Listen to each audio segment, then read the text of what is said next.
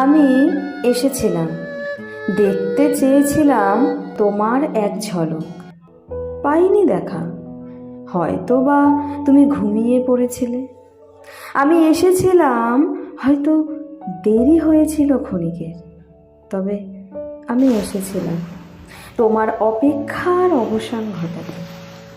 আমি এসেছিলাম তোমার ডাকের সাড়া দিতে, তোমার পাশে বসে আকাশের তারা গুনতে চেয়েছিলাম, কিন্তু তুমি বুঝি আর পারোনি অপেক্ষা করতে।